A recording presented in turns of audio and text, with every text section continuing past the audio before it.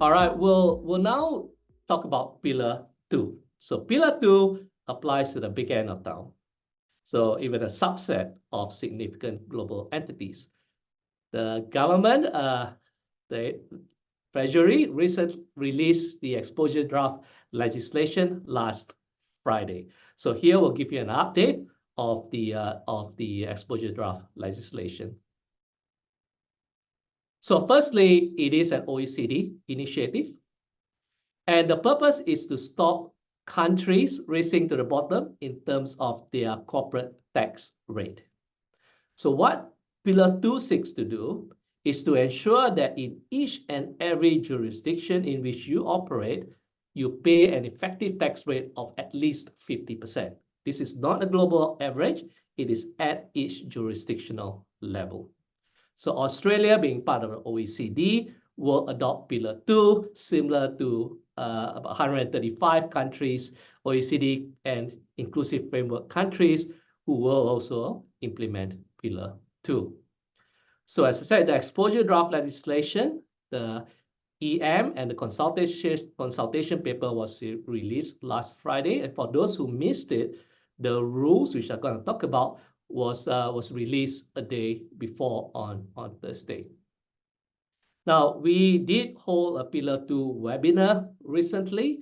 It is still relevant because the law is meant to be the same as the OECD rules. So I recommend that you view the video to get a high-level view of the Pillar 2 rules. So when does the Pillar 2 start and who does it apply to? So it applies from financial years beginning 1 January 2024, which is just passed. So for December balances, it's already applying to you now.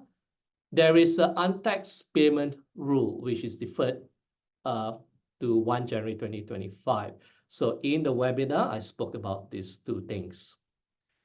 The top-up tax will only apply after the legislation received royal assent. So who does the rules apply to? It applies to multinational groups, so you need to be doing business in at least 2 countries with an accounting consolidated turnover of at least euro 750 million or more. And this is the currency and threshold that is contained in the exposure draft legislation, the assessment bill.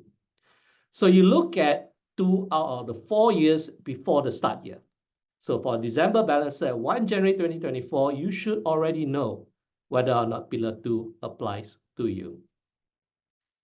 In performing this turnover, you must include the turnover of excluded entities. Now, I understand that there are universities in attendance as well, so I'll say this.